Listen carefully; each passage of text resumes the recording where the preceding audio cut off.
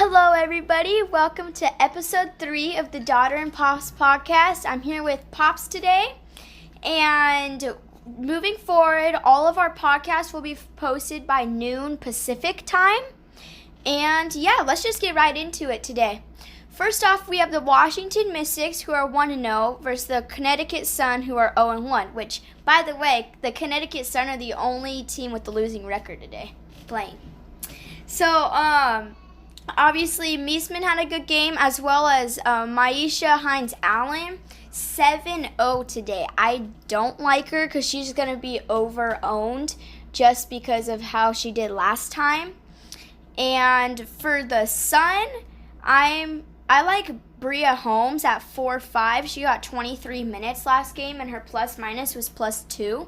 So if I were to choose a sleeper from the Sun, it would be Bria Holmes. What do you think about this game today, Pops? A good fact on the fact that Connecticut's the only team playing today of the 6 teams that haven't won a game. So that's what I want to touch on, right? So Washington, obviously coming off a great win. They won, I think they're the team that scored 101 points. Yep, correct. And I'm excited to see what they do today. I would like to think so. Public perception is going to probably play a role in this game. Odds makers open this. Washington is a 3-point favorite. It's about minus 3.5 at this point. The total was opened at 172. It's now down to about 167 and a half. So obviously some money's coming in for the under.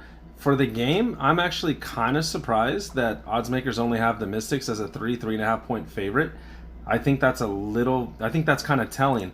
What I mean by that is this. The Mystics won in a blowout in game 1 in a primetime game, but yet the Connecticut Sun are coming off a loss. So usually people that like to make wagers and whatnot, they tend to remember what they've done most recently. It's called recency bias. So because of that, I think the line is a little bit short on Washington, and maybe for a reason. So I actually have a small lean towards Connecticut. I expect Connecticut to beat Washington tonight. So that's what I was gonna say. That's our first hot take. It's not a huge strong lean, but I do like Connecticut. And then I also like Leilani Mitchell a little bit at 7-5, got 26 minutes, and then her over-under was +22. Then again, everybody's like a plus when you win in a blowout. So then moving on to this next game, LA Sparks versus the Chicago Sky.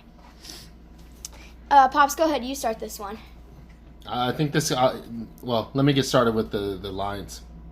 LA opened as a 3-point favorite, currently around minus 4.5, so some money's coming in on the Sparks. As far as the total, open at 167.5, it's now at 172. So pretty much the exact opposite as Connecticut and Washington.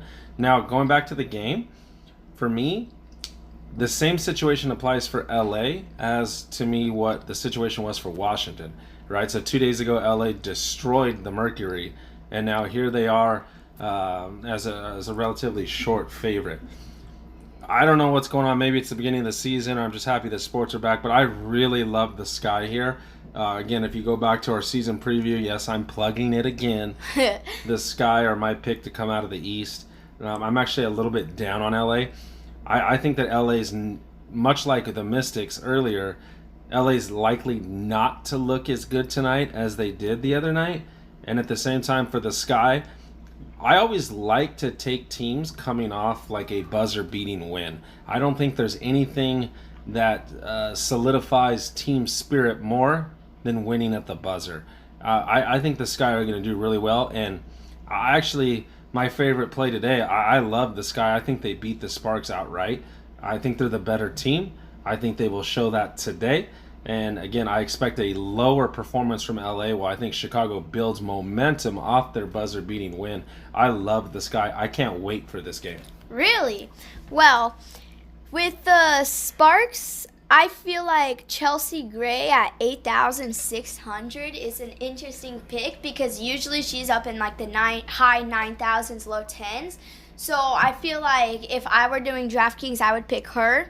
And then also for the Chicago Sky, it's been like really interesting for them. They benched It wasn't Delino. I was thinking about her dad, the baseball player. Isn't she a little bit banged up? I think so, but like she came off the bench, which was interesting to see. I didn't hear anything about her being like injured. I do know that Stephanie Dolson isn't playing this game because she got an ankle injury. And so Azura Stevens, she got the start last game. She's 4-6 today, and she got 20 minutes. So I feel like Gabby Williams is going to... Oh, wait, no, not Gabby Williams. Cheyenne Parker, I think she's going to get some more time today. Yes, she got 28 minutes last time, which is quite a bit, but I feel like she'll add on about an extra 6 minutes. I heard you mention Gabby Williams. I could have sworn the other day we had her. I said that she'd get up to about 32 fantasy points. Yeah, I think she got I think she got around 29, 30. She played pretty well. I think today's going to be a much tougher matchup for specifically her. Yes. But again, I think she played well. I like what you're saying with regards to Parker. This is going to be a high-scoring game. I feel like I know what we're going to get more from the underdog Sky from a fantasy perspective as opposed to the Sparks. Is there a specific sleeper or anyone that we should keep our eye on with regards to the Sparks, Tati?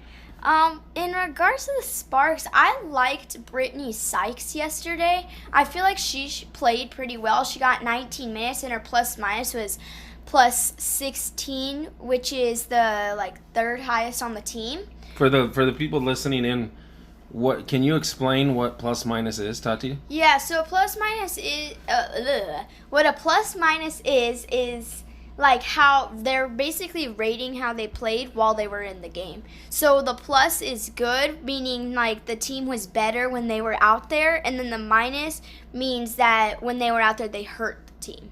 They hurt the team from the score standpoint. Correct. Right. Okay, that's, from a coaching standpoint, plus minus is a really big deal. It's essentially a metric to determine how you're able to impact the actual score. There's a ton of stats out there. In my day, when I was a mini Tati, there was only a couple stats to track. Now there's certainly a lot more, thanks to technology. But there's still just the different things that take place. The screen before the screen, essentially the hockey assist, different ways to impact winning. And plus minus, sure, if you look at it from a per game standpoint, it's a highly volatile way, and certainly luck could be a factor. But if you take say 3-game sample, a 5-game sample, a 10-game sample, a season-long sample, then the plus minus, it likely leads to some other factors. So when we're trying to figure out who we think are going to do well as it relates to playing time, Tati and I feel like if you're tracking plus minus, you're likely to be able to find players that in the coming games are going to add an additional 5, 7, say 10 minutes of playing time, which could affect their usage, which could help them from a fantasy perspective. Yes, for sure. Another player from the Sky is Kalia Cooper. Obviously, she got the start yesterday because DeShields started off on the bench, but she got a total of 23 minutes, which is actually kind of high for her because last season she didn't really play much. So I feel like that's also could be a small sleeper pick at 4,900. Sounds good. Looks like we have some definite looks here, and so I think it's time to turn that page, Tati. Yes. Next up, we got the Minnesota Lynx versus Seattle Storm. I feel like this is gonna be a fun game to watch, in my opinion. Well, the Lynx definitely surprised, right? In their earlier game, in Game 1. Seattle, they were one of the teams that won in a blowout. Against the Liberty. Right, and so, well, I feel like we got a theme here. I feel like the Storm are likely not to look quite as strong as they did against the Liberty. I think the Lynx, they're going to provide a little bit more of a fight. And I want to start by saying, with regards to the Lynx, I kind of feel like maybe I underestimated this team. If I could go back and change my thoughts on one team with regards to what I thought they would do, I'd probably change it up for the Lynx. I think they looked pretty good in Game 1. They did. I think they had the most impressive win through one game. And I feel like the Connecticut Huskies, I feel like between Collier and it's Dangerfield, there's an old guy, Tati, I know you don't know who he is, but his name is Rodney Dangerfield, and he's always talking about not getting enough respect. I think Crystal, right? I think she could definitely. She looked really, really strong. I think she impacts winning. So I feel like, man, I think Minnesota's going to be tough. I like them, which would mean that technically I like all three underdogs today. In order, I love the Sky. Second, I would go with the Lynx as a 9-point underdog, and then probably the Sun. So that's how I'd rank them.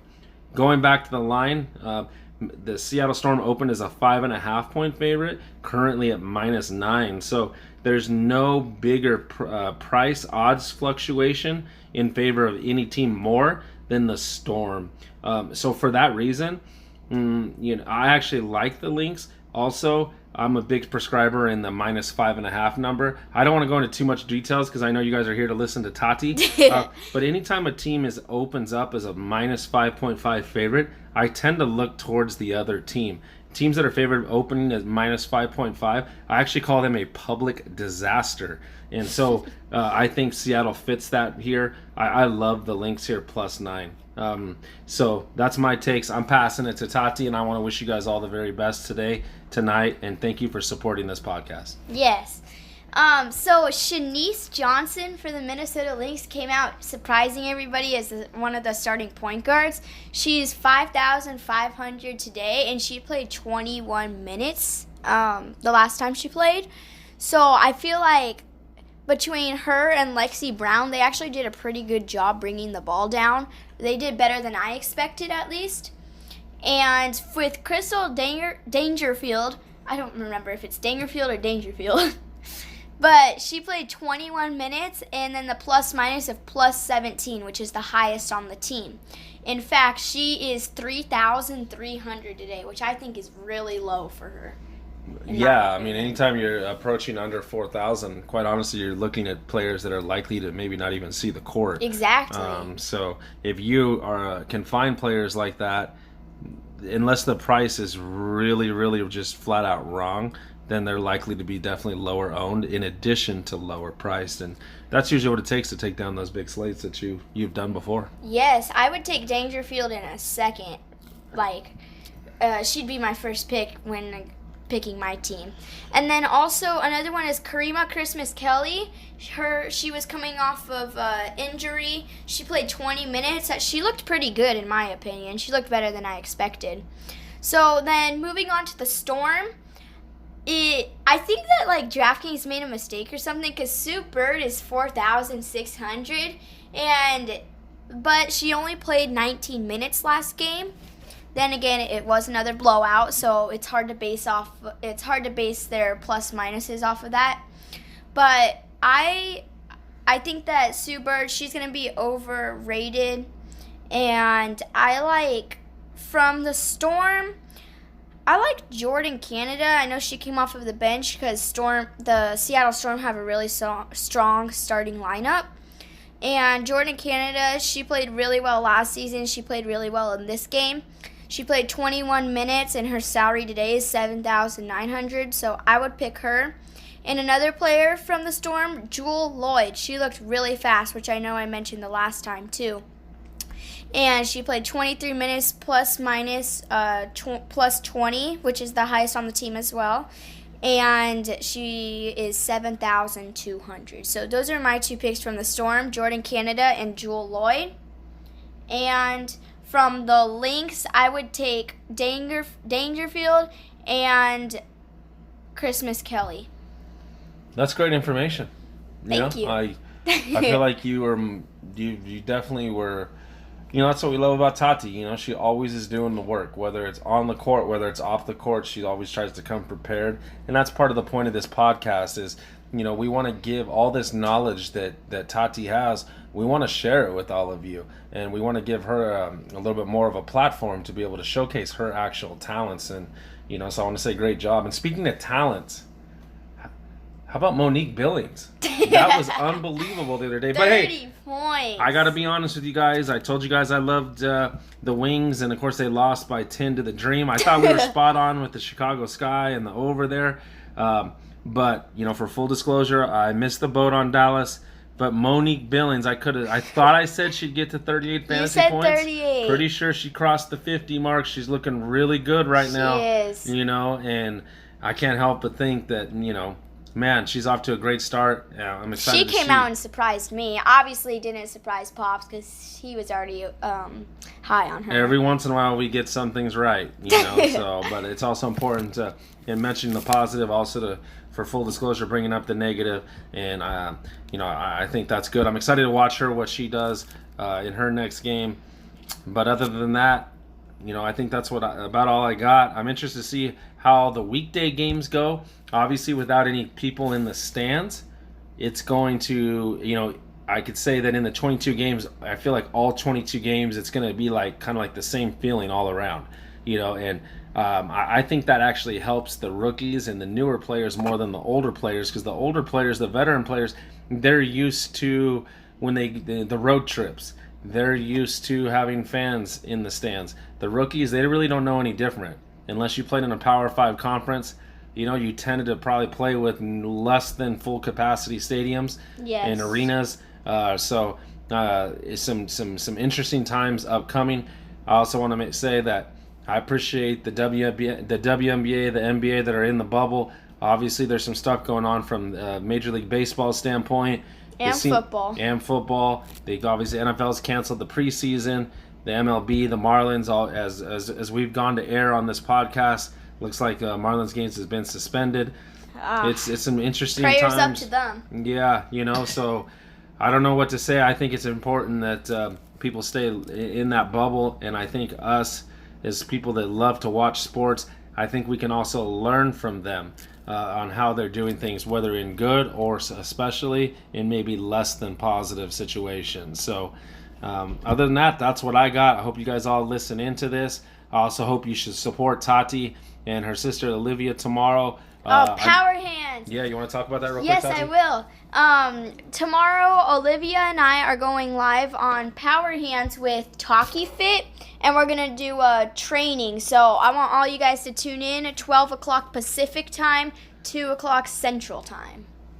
There you have it. Well, we appreciate you guys all listening in. Again, Remember, from moving forward, all weekday podcasts will be out by to noon. You guys by noon Pacific time. We want to make sure you guys have enough time as you're locking in your lineups, and we want to get these podcasts out a little bit sooner. And then weekend podcasts, we will have Saturday and Sunday podcasts out first things in the morning before any of the games start. And other than that, much love to you all. Please hit that like button if you could. Share with your friends.